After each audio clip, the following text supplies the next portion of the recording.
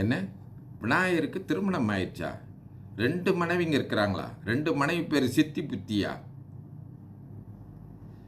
தென்னாடுடைய சிவனே போற்றி, எந்நாட்டவருக்கும் இறைவா போற்றி. அனைவருக்கும் வணக்கம். இந்த காணொளியில் விநாயகருக்கு திருமணம் ஆயிடுச்சு, சித்தி புத்தி அப்படின்னு 2 மனைவியர் இருக்கிறான்னு சொல்கிறாங்களே, அது உண்மைதானா? இல்லை விநாயகர் அம்மா மாதிரியே பொண்ணு வேணும்னு சொல்லி அரச மரத்தடியில் உட்கார்ந்துருக்கிறாரே, அவர் கட்ட பிரம்மச்சாரி என்பது உண்மைதானா என்பதை பற்றி சிந்திக்க போகிறோம். வியாசர், அதாவது மகாபாரத்தை எழுதின வியாசர் 18 புராணங்கள் அப்படின்னு 18 புராணங்களை எழுதியிருக்கின்றார். அந்த புராணங்களை மகா புராணங்கள் என்று குறிப்பிடுவார். அந்த மகா புராணங்களில் 2 புராணங்கள், ஒன்று சிவபுராணம், மற்றொரு புராணம் நாரத புராணம் என்று சொல்லக்கூடிய 2 புராணங்களில் விநாயகருக்கு திருமணம் ஆயிட்டதாக சொல்லப்படுகின்றது. விநாயகர் பிரம்மாவினுடைய புதல்விகளான சித்தி புத்தி என்ற 2 பெண்களை திருமணம் செய்து விட்டார் அப்படின்னு சொல்லியிருக்காங்க. அப்படின்னா திருமணம் ஆயிடுச்சிங்களா விநாயகருக்கு அப்படின்னு வருது இல்லைங்களா? அப்போது நமக்கு ஒரு கேள்வி எழும், கடவுள்லாம் திருமணம் பண்ணுமா அப்படின்னு ஒரு கேள்வி வரும் ஒன்று. மற்றது, அதற்கு மேலே இந்த விநாயகர் என்பது அறிவு, இறை அறிவு ஓசை வடிவதாக வருவது என்று சொன்னீங்களே போன காணொளியில். அப்போது ஓசை வடிவாக வருகின்ற அறிவு எப்படி திருமணம் பண்ணோம் அப்படின்னு ஒரு கேள்வி எழும் இல்லைங்களா? நல்ல கேள்விங்க. அதை தான் நம்முடைய புராணங்கள் என்ன சொல்கின்றன அப்படின்னு பார்த்தீங்கன்னா, மக்களுக்கு உயரிய தத்துவங்களை அவர்களுடைய முறையில் போய் மனிதர்கள் எப்படி வாழ்கிறாங்க, திருமணம்லாம் பண்ணி கொண்டு மனைவி மக்களோட வாழ்கிறாங்க இல்லைங்களா, அது போன்று சொல்லி விளங்க வைத்திருக்கின்றார்கள். அந்த அடிப்படையில் நீங்கள் பார்த்தீங்கன்னா, விநாயகர் ஒரு மனிதர் போன்றும், அவர் 2 பெண்களை திருமணம் செய்து கொண்டது போன்றும், பிரம்மாவுடைய புதல்விகள் அந்த 2 பெண்கள் போன்றும் சொல்லி வைத்திருக்கின்றார்கள். அப்போது மெய்யியல் அடிப்படையில், சமய உண்மை அடிப்படையில் நாம் சிந்தித்து பார்ப்போமேயானால், ஓங்கார வடிவாக இறை அறிவின் ஓசை வடிவாக இருக்கின்ற அந்த விநாயகருக்கு, பிள்ளையாருக்கு மனைவியாக சொல்லப்படுபவை என்னன்னு கேட்டிங்கன்னா, அந்த விநாயகருடைய ஆற்றல் அல்லது சக்தி எனப்படும். ஓங்கார வடிவமாய் இருக்கின்ற அந்த அறிவு இருக்கின்றதே, இறை அறிவு இருக்கின்றதே, அந்த இறை அறிவினுடைய ஆற்றல் 2 சக்திகளாக, ஒன்று சித்தி, சித்தி என்றால் வெற்றி, புத்தி என்றால் அறிவு.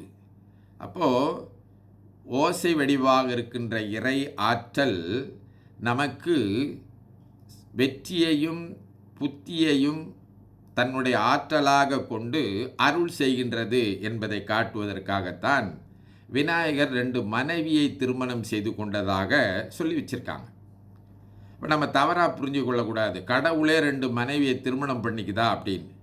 அப்போ கொஞ்சம் ஆழ்ந்து சிந்திக்கின்ற போது, கடவுளர்கள் திருமணம் செய்து கொள்வதில்லை. புராண அடிப்படையில் கடவுள்கள் திருமணம் செய்து கொள்வதாக நமக்கு கூறி, நாம் விளங்கி நமக்கு தெரிந்த ஒன்றை வைத்து தெரியாத ஒன்றை விளக்குவதற்காக இப்படி சொல்லி வைத்திருக்கின்றார்கள். அப்போ விநாயகர் திருமணம் பண்ணிட்டாரா இல்லையா அப்படின்னு கேட்டிங்கன்னா, விநாயகர் திருமணம் பண்ண மாட்டார். அது புராண செய்தி. அப்போ அந்த புராண செய்தியை நாம் நன்றாக புரிந்து கொள்வதற்காகத்தான், அதற்கு பின்னாலே இருக்கக்கூடிய செய்தியை புரிந்து கொள்வதற்காகத்தான் இப்படி சொல்லி வைத்தார்கள். நாம் என்ன பண்ணிட்டோம், அந்த செய்திகளை புரிந்து கொள்ளாமல், அந்த புராண செய்திகளுக்கு பின்னால் இருக்கின்ற செய்திகளை புரிந்து கொள்ளாமல், அந்த புராண செய்திகளே பிடித்து கொண்டு அதுவே உண்மை நினச்சிட்டோம். அதனால தான் நமக்கு விநாயகர் திருமணம் பண்ணினாரா இல்லையா என்கின்ற சர்ச்சை வருகின்றது. அதற்கு மேலே பலர் விநாயகர் திருமணம் பண்ணலைங்க, அவர் கட்ட பிரம்மச்சாரிங்க அப்படின்னு சொல்கிறாங்க. இன்னும் சிலர் பார்த்திங்கன்னா, திருமணம் பண்ணிட்டாருங்க, 2 மனைவி யாருக்கும் தெரியாமல் ஒளிச்சு வச்சிருக்கிறாருங்க அப்படின்னு சொல்கிறாங்க. அதனால தான் நீங்கள் இந்த புராண அடிப்படையில் விநாயகருக்கு பேர் கொடுக்கணும் போது சித்தி விநாயகர் கோயில், திருக்கோயில் அப்படின்னு பெயர் கொடுத்துருப்பாங்க. ஏன்னமோ தெரியல, யாரும் புத்தி விநாயகர் திருக்கோயில்னு வைக்கிறதில்ல. எல்லாருக்கும் காரிய சித்தி தான், அதாவது செயல் வெற்றி பெற வேண்டும் என்று தான் நினைக்கிறார்கள் போல இருக்குது. அதனால தான் சித்தி விநாயகர் கோயில்னு இருக்குது. புத்தி விநாயகர் கோவில் அப்படின்னு இல்லை.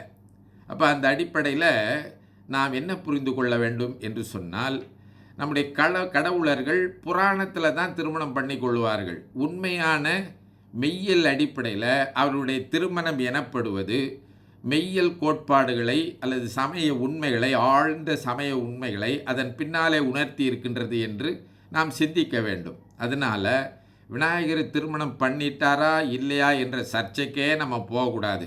ஓங்கார வடிவமாக இருக்கின்ற இறைவனின் திருவருள், இறைவனுடைய அறிவு நமக்கு செயல் வெற்றியையும் அடுத்து புத்தி கூர்மையும் தருகின்ற ஆற்றலை கொண்டிருக்கின்றது என்பதைத்தான் நாம் உணர்ந்து கொள்ள வேண்டும். புராண செய்திகளை மக்களுக்கு எடுத்து சொல்லி அது தொடர்பான சடங்குகளை செய்கின்ற போது அந்த புராண செய்திகளுக்கே முதன்மை கொடுத்து விநாயகருக்கு திருமணம் பண்ணி வைப்பதிலே நாம் முனைப்பு காட்டி கொண்டிருக்கக்கூடாது. அதற்கு பின்னால் என்ன செய்தி இருக்கின்றது என்பதை தவறாமல் சொன்னால்தான் நம் கடவுளர்களை பற்றிய சரியான சிந்தனை, சரியான செய்தி நம்மிடத்தில் போய் சேரும், அடியாரிடத்தில் போய் சேரும். அதனுடைய உண்மையை புரிந்து கொண்டு நம்முடைய சமயத்தினுடைய பெருமையை அறிந்து நம்முடைய சமயத்திற்கு சொந்தக்காரர்கள் என்று சொல்லிக்கொள்வதிலே அடுத்த தலைமுறையினர் வீறு கொள்வார்கள், பெருமை அடைவார்கள் என்பதை சொல்லி விடைபெறுகின்றேன். தென்னாடுடைய சிவனே போற்றி, எந்நாட்டவர்க்கும் இறைவா போற்றி. திருச்சிற்றம்பலம்.